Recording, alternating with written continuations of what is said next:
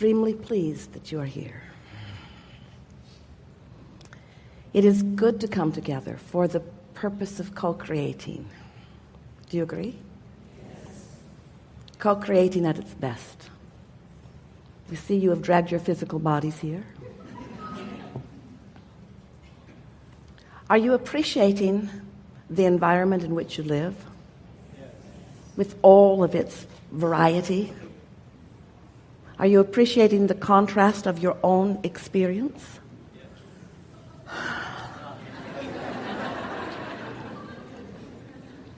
Well, we want you to. We want you to feel the perfection of the contrast, even the part of the contrast that you don't want, even the part of the contrast that makes you think you must be doing something wrong or you would not be living it.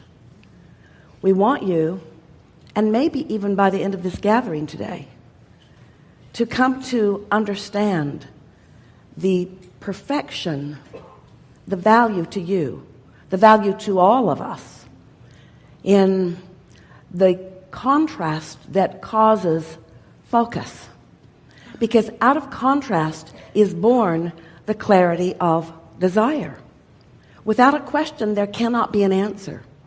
And really, you don't want to hear this, but a problem produces a solution that puts you in a better place than you were before the problem occurred, because you are expanding, expansive beings who must move forward in order to stay in vibrational harmony with who you really are. So it's not possible for you to stand still, but it is possible for you to get sort of screwy in your thinking and hold yourself in a state of practiced resistance so that you just don't go with the flow of your own expansion and your own evolution. You get these ideas, and that's all right, of who you are and where you want to be and who you want to be with and how you want it to be, what you want it to be like, how you want it to feel. And that's all part of molding your life into being. That's why you're here. You are creative genius. You are creator. You are creator of your experience.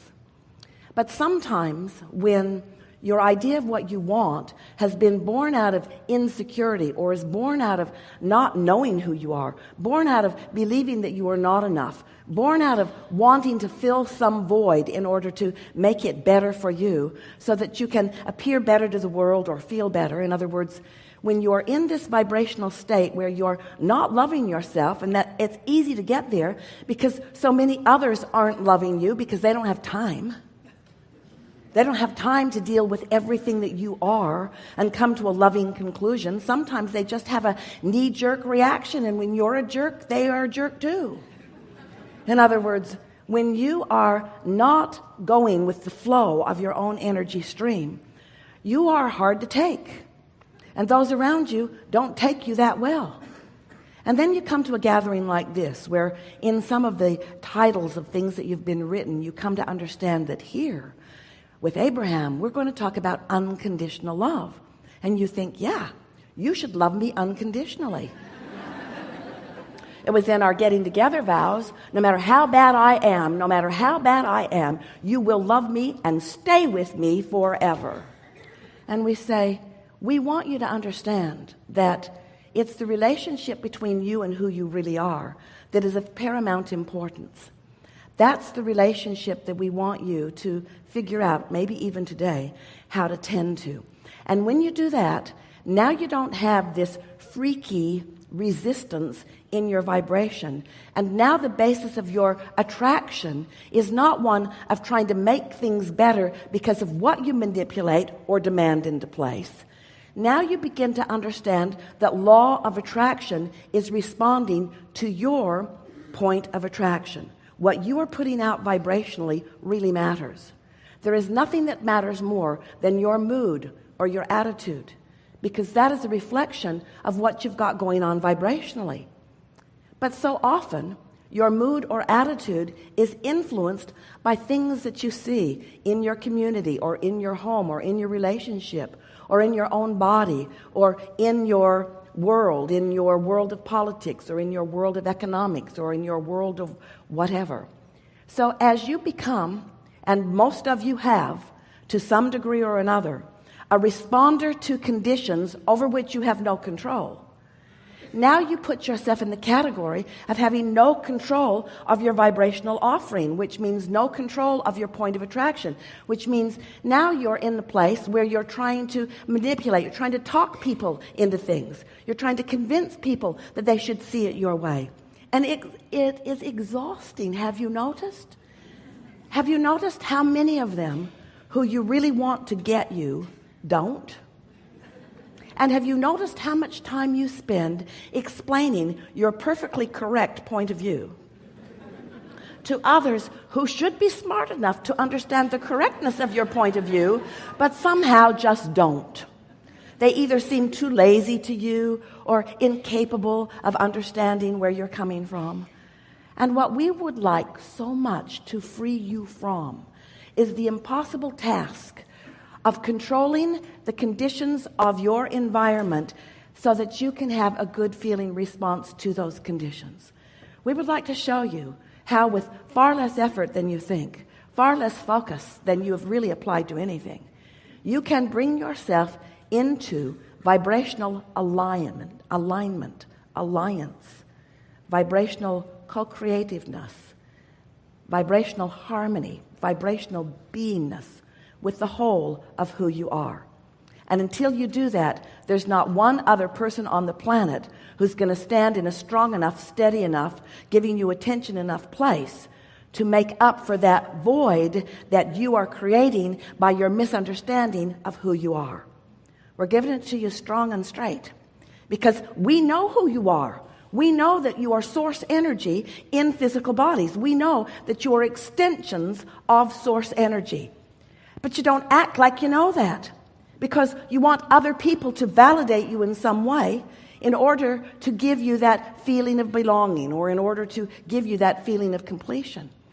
And we want you to know that as long as you're looking to another, to a situation, to a condition, to a person, as long as you're looking to anything else to make you whole, you'll never get there because you're looking for love in all the wrong places. You're looking for alignment in all the wrong places. So I want to give you something. If you've been listening to us for a while, have you? Then you've already heard us say, because we say it endlessly, that you were source energy before you came into this body and still are. And that there is a larger part of you that you would describe as consciousness. Some call it soul. But it's the consciousness, the continuing consciousness that is you, that remains non-physically focused even though you are here in this physical body. So there is a part of you that understands everything that you are living, even if you are focused upon some contrast that is keeping you from understanding it in this moment.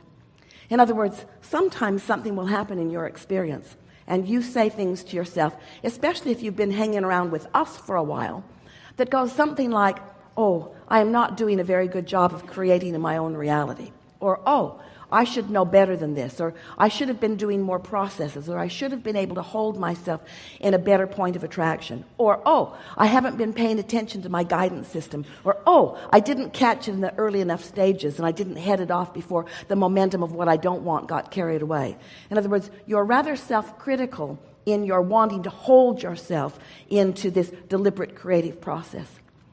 And all along while you are doing that, that inner being, that who you really are, that source within you, is knowing that this piece of contrast that you hate is the very thing that you ask for on a vibrational level in order to bring clarity to you that you want more than life itself. So you're beating up on yourself for not living the perfect life at all times because, after all, you want to live the perfect life and you want everyone who's looking at you to acknowledge that you're living the perfect life. When the perfect life is moving through contrast, the perfect life is exploring, the perfect life is coming to greater clarity about what you want. The perfect life is knowing what you don't want, which causes you to know what you do want. And then gradually and gently, in an attitude of loving yourself into alignment, bringing yourself into alignment with the constant new things that are showing up for you to consider. You are ravenous in your desire for expansion. You are ravenous in your wanting to be present in the moment, in alignment with all that you are. You so have an appetite for alignment so that in any moment in time you can take in fully all of the manifestation in this moment that you have come to culmination about. There are manifestations around you. The car in your garage is a manifestation. And some of you like that manifestation, and some of you are embarrassed by that manifestation. But we want you to understand it's not just the things that are manifestations.